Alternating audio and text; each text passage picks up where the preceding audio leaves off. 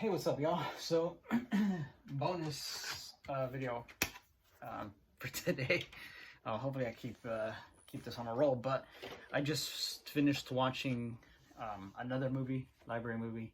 So I'm trying. I got a couple of these that I haven't turned in a while, so I'm trying to get them knocked out of the way. This is The Last Typhoon, the last movie that was directed by Elia Kazan, or Elia Kazan. I don't know what the right pronunciation, and starring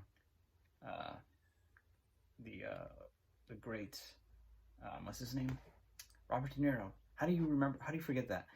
But anyway, so I'll just talk a little bit about it. I think I understand why it's rated like 50 something percent in IMDb. It's not a well regarded movie. I'm kind of surprised, honestly, with a lot of the performances were not great. Even De Niro, and this is after, I'm pretty sure this was after Taxi Driver, or after maybe The Godfather Part 2. It's even De Niro himself was kind of muted. It was almost, it kind of reminds me of George Lucas with the prequel trilogies, and he had some fantastic actors, but kind of everybody kind of notices that they all gave kind of wooden performances, weird, just kind of muted performances that were just not great. I mean, sorry, I don't know why I always blank with names, but the actress who plays Padme, I mean, she's a highly regarded actress.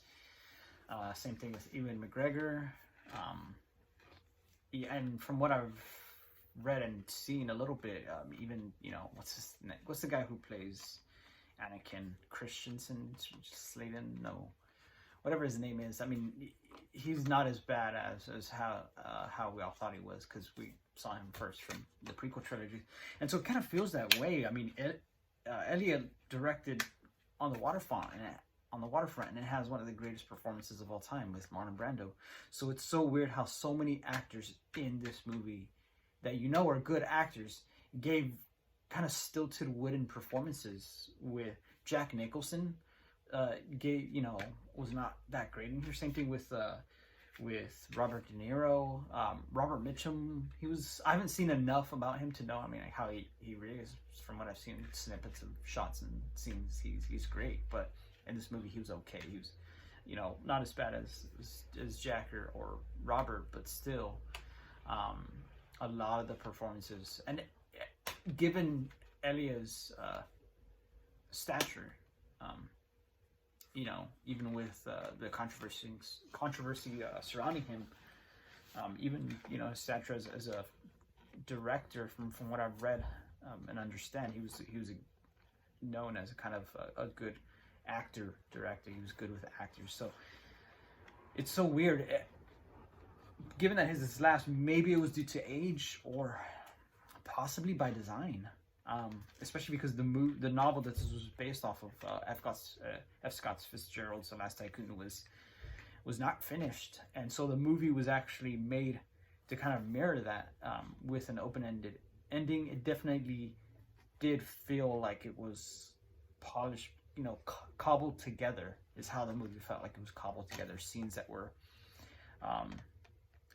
the kind of order of the scenes didn't flow naturally, and it was purposefully made that way. And so I wonder if the acting was also like that, but for what purpose? I don't know. I can't think of any purpose as to why the movie would be deliberately kind of slow, kind of plodding, and kind of stilted in that way, with the acting.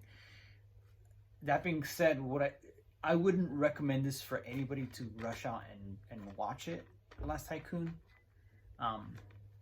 But I think it's still worth a look sometime, especially if you're interested in any of the actors or the work of Elia or whatever. Or just you see it on. I think that it has good moments, good scenes, or dialogues maybe. There are some kind of, not diamonds, but like zircons maybe in the in the dust with this, and there are good things about it that I appreciated, little moments that I appreciated, or scenes that I appreciated. So I would say if you're gonna try it, by all means go for it. Don't buy it unless you kind of already feel confident that ahead of time that you would want to own this or to rewatch it.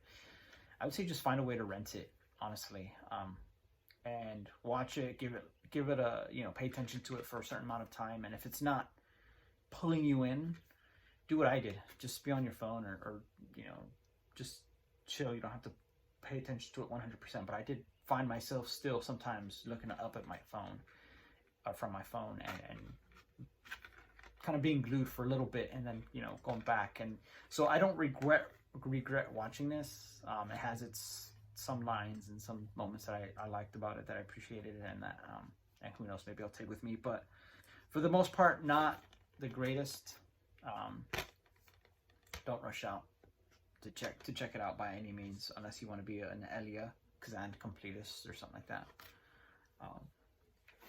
Yeah, it has some interesting things to say about maybe the time, Hollywood's period, the relationship between Hollywood and communism, or liberals working in Hollywood.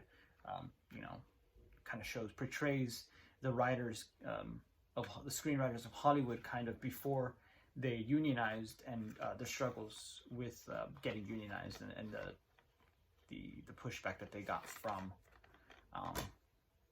the studios, and how the studios kind of pushed back. So it was interesting in that regard. Especially during now with Amazon. So yeah, I'll just leave it at that. Check it out. If it just piques your interest, check it out. It's only like 2 hours long, which to some people, like, maybe that's a little bit too long. They just like anybody who does any. There are definitely people out there who don't want any movie over 90 minutes, but yeah, I think it's worth a look sometime, but don't hurry to it. And I'll leave it at that. So if you've seen it, let me know what your thoughts are on it. If you dug it, maybe you liked it a lot better than I did, or maybe it's a movie that you appreciate more after rewatching it. Although I don't feel like I will be rewatching it anytime soon, if ever, honestly. But maybe, who knows? Maybe I'll read something. Maybe there will be some article someday of somebody defending it, or a comment defending this movie and saying, no, think about this, think about that, and give it a try again, and maybe under a certain lens, it could be appreciated. So yeah, I'd be interested to know your thoughts about this, and I hope y'all are doing really well. Cheers.